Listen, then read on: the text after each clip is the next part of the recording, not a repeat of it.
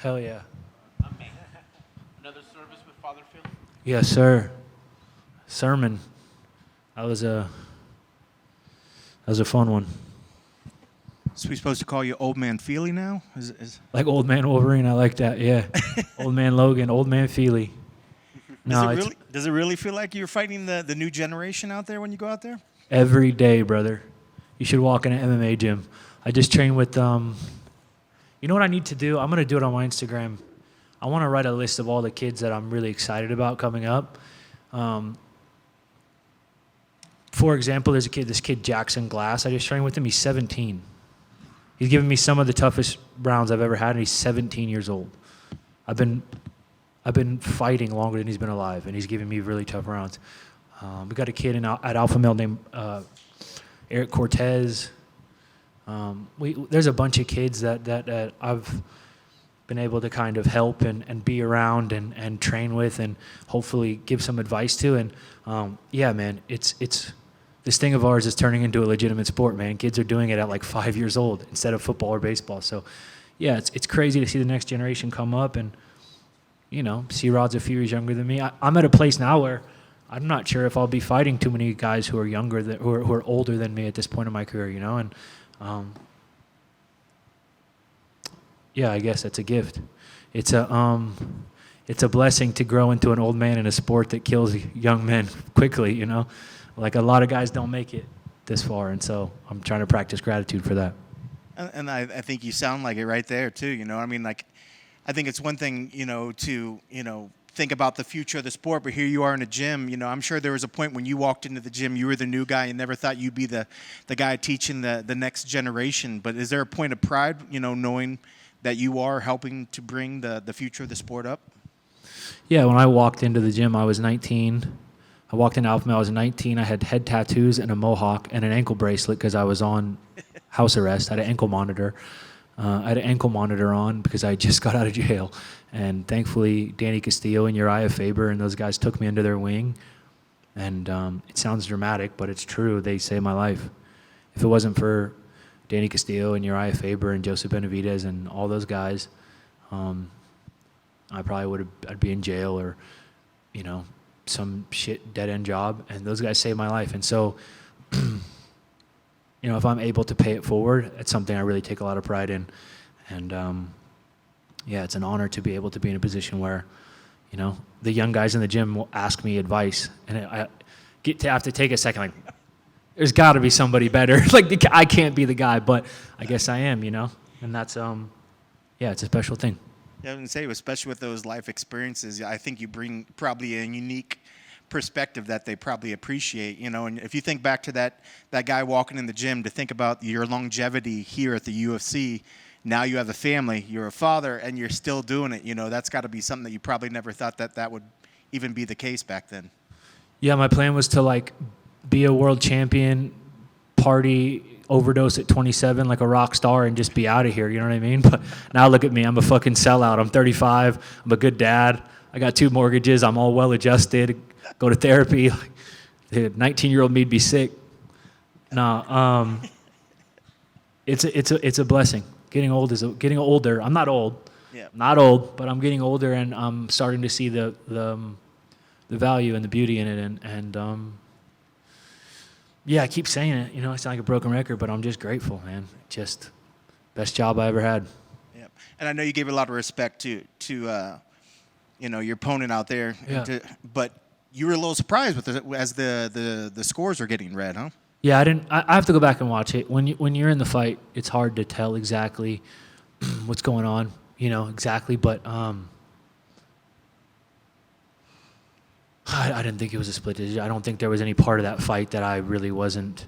You know, he had a takedown in the first off of a body kick. I don't really feel like there was any moments. He had a little bit of cage control, but if you watch him in the clinch with everybody else, he's beating their ass. He's spinning elbowing, he's tripping them. He didn't do that to me. You know, I really like Christian Rodriguez. I just don't think.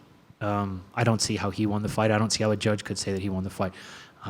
Thank God that they got it right, and I get to go home with 2 checks because diapers are expensive, Blair. Yeah. Diapers are expensive. It's interesting, with Rodriguez, recently he had been like the prospect killer, and Yeah. by no means you are not a prospect. He came in against Ouch. a veteran, you know. Oh, that stings. Don't say that. I Well, know it's true, but what do you mean? I'm a 35-year-old freshman player. What do you mean? Prospect. I'm on the prospects to watch. Top 35, under 35. Well, hey, that means you got quite a career. I mean, Yeah. obviously, you said you're joking around, obviously, when you're calling yourself the old man, but Yeah. by no means, you don't see the end of the road right now. I mean, you still feel like you have plenty to give in this sport. Yeah, I right? feel better than ever. And you know what it really is I still have so much to learn and to fix. And that's the thing about MMA is you could probably do it for 100 years and still have so many things to fix, When you talk to a boxer, like you talk to a guy who boxes for a living, you go, oh, what did you guys work today? They'd be like, the left hook, the jab. Yeah. Okay, but what did you work to? No, that's it. We just did the jab and the left hook. And that's not to say the boxing isn't an incredible sport. Obviously it is, but if you want to be high level, if you want to be a UFC level fighter, you have to be a world class striker and grappler and be able to mix it together and have world class cardio and have world class mindset, and cut the weight. And I mean, you have to be good at so many things to get to this level and stay at this level that I think I could do this job till I'm 100 and I still would have things to fix and room to grow. And that's what drives me. That drives me more than anything else. I'm going to go back and watch that fight and see 1,000 things I don't like, and it's going to piss me off until I get back in the gym and fix those things. And that's what drives me. I want to be better. I want to grow. This is one of the only things I've ever been good at, and I want to be one of the greats. Yeah, that's incredible. I'm sure there are things that you want to look back and change for tonight, but looking at the performance tonight, what was the game plan? Do you have a particular game plan going in there, or are you just going out there and trying to just, showcase the best of Yeah, your my skills? coaches have a game plan. I don't really listen though. I have John Wood, I have Danny Castillo, and I have Cody Steele in my corner. They're all black belts at what they do. World-class wrestling coach who is also a jiu-jitsu black belt. One of the best grapplers in the sport and one of the best striking and all-around MMA coaches, a world champion coach. So, yeah, you just listen and do your best to do what they say. And I really went into that fight relaxed and remembering to enjoy it. And that helps facilitate being able to listen too, So it's harder to listen when you're like a bull in a china shop. I really made a point to just go in and enjoy it and just be where my feet are, be present and look and listen and react, act and react. How much has fatherhood helped that? I feel like a broken record. I keep talking about being a dad, but it really is my favorite thing I've ever done. And the motivation, I was talking about how the whole point is to have fun and I'm going to be loose and I'm going to just flow. And then like 20 minutes before I walked out, my wife and son walked past the workout room to go to their seats, and I just started fucking crying. It's like the energy from being, it's like, it's bigger than anything else. There's no bigger motivation. You can be talking all this like, I'm having fun, I'm loose, and then I see my son, and I just cry. Like I can't. It's rocket fuel, man. It's rocket fuel, and I think my entire life the goal has been to be the best fighter in the world, and now there's something more important. I want to be the best dad in the world. I want to be the best dad that I can be, and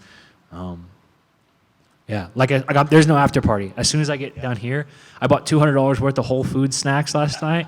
I'm going home. I'm sitting on my couch in my underwear. I'm making dumb faces and funny sounds at my son, and that's the after party. Like we're just gonna hang out in the living room, and I couldn't be happier. I love it. It's so amazing seeing how much your life has changed in front of us. Just last one for me, you have that moment, you see your family, you start getting emotional. How does your team snap you out of it and get you back into fight mode? Or is that just you? You're able to honestly, man, my name's Touchy Fili, like I'm a pretty emotional guy. The people who know me well have kind of learned to let me be emotional, I wear my heart on my sleeve. I'll tell you I love you. I'll give you a hug, tell you how grateful. Like I'm just I'm an emotional guy, and so instead of trying to stuff that down and pretend it's not there, I just feel your feelings, dog. Like, I don't got anything to prove. Like, I'll fucking cry. I'll take a second. I'll put my hood over my head. I don't cry in front of other people, but if I need to feel it or if I need to cry, like, I get locked in a cage in my underwear and fight people for a living. Like, I don't got to prove that I'm tough to anybody. So, yeah, I feel whatever I feel, man. If I cry, if I laugh, if I'm excited, I just feel it all. I love it. Congrats on the victory, bro. Thank you, sir. Congrats on the win, Andre. Would you say this is potentially the most special fight week you've had, just given now you're a father now, and you also mentioned stuff as a relocation to Las Vegas, Yeah. just factoring everything together, would you consider it that? Yeah, this is a special one for me. This is a special one for me because my son was in the audience, you know, and that one of the best things about this sport is the fights, the memories you make, and the fights, they stick with you. You know, you can remember where you were at in your life. You know, when I look back at my record, I look back at old pictures, I can remember where I was and what my mindset was and what stage of life I was in. And this is a big one for me for a few reasons. One, because my wife and my son were in the crowd.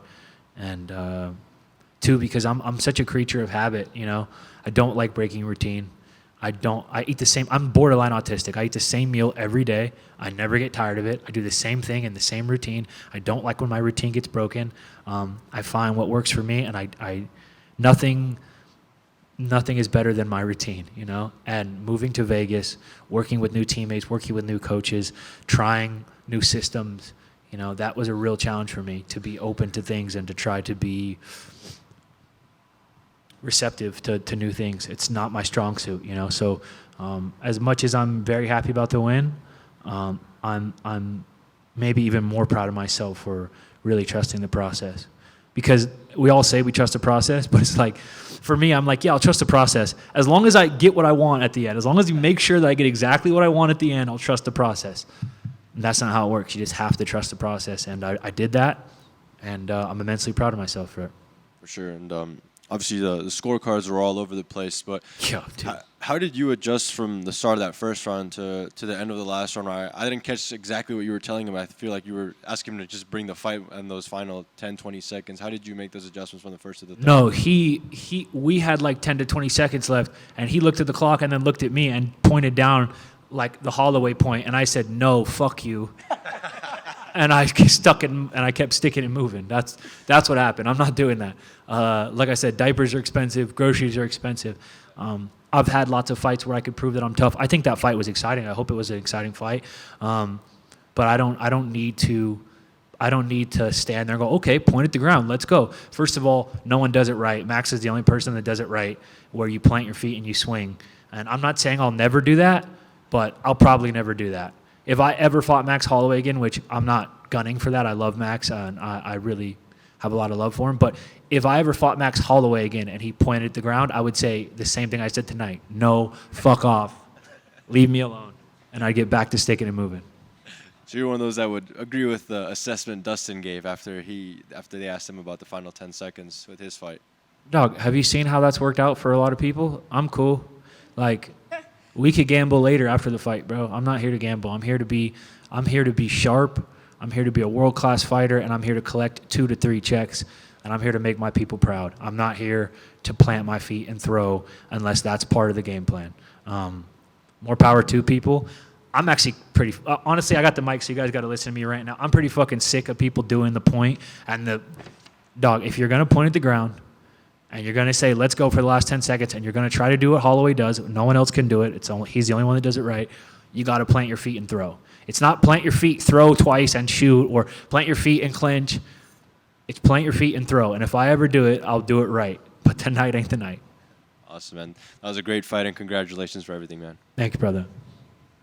Fili, congrats on the win. Thank you, sir. You're always tough on yourself, and you mentioned things that pissed you off. Let's add to the things that you did great, or start that list going. The hands were great tonight. You had your man stunned multiple times. You think so? I look cool? Yeah, thank you. I've been fortunate enough to have some incredible striking coaches. Dwayne Ludwig is the first person who really taught me the basis of my striking. Kieran Fitzgibbons at CSA really helped me polish up a lot of my game and fine-tune.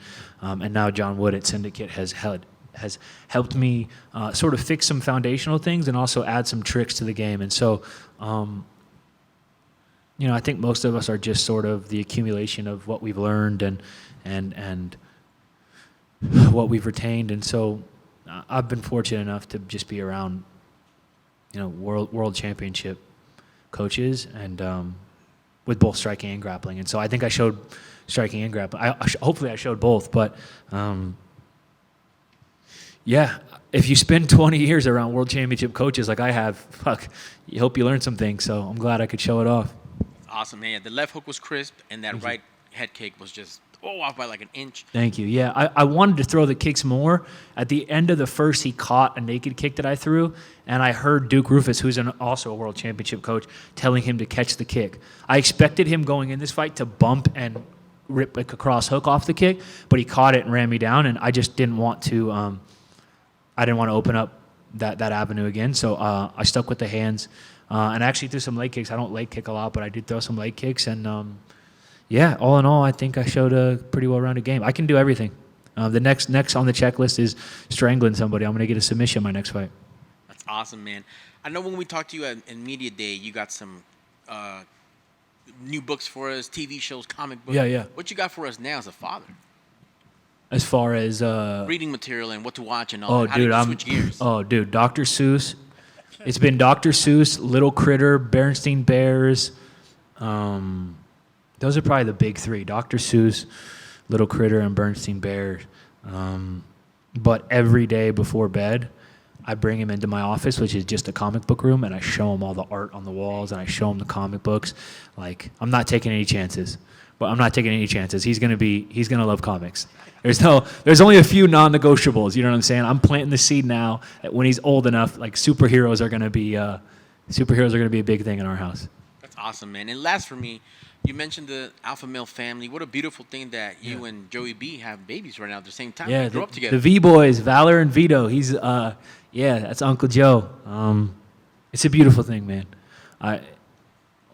Almost all my friends now are dads. A lot of them are new dads, and it's just the coolest thing, man. Like, it's just the coolest thing. And Joe and Megan are just like the coolest parents too.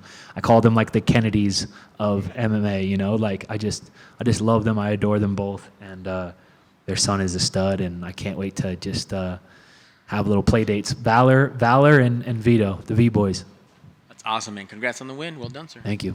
Just a couple up front. And so Christian is known for that speed on those spinning back punches. And how surprised were you about his chin? It seemed like you were able to get to him early. Yeah. But he came back and made some adjustments in that second. Yeah, I knew he was tough. No one's really ever gone in and just knocked him out, right? It's not an accident. He's got a good chin. And you're weighing the risk, right? I caught him early, I hurt him early. And I could have poured it on, but then I would have opened up, maybe some opportunities for him to hurt me. And I just wanted to be really smart and really methodical this fight. And I wasn't surprised by how good his chin was because I knew that going into it. I've seen him fight, and I knew he'd be tough. And finally, for me, he's a prospect. You're an ordained minister. Do you feel like you baptized him a little bit tonight? Maybe. I think Christian Rodriguez is kind of a vet in his own way. He's trained with such a good team, and he's trained with world champions and world championship coaches. And this is a marathon, not a sprint. Like, that kid's going to be back. He's going to have a lot of great fights, and you guys are going to see him do a lot of good things in the sport. I think the kid's really good. And one thing I would change if I could about this sport, if I could pick one thing, I'm gonna pick two. I would say that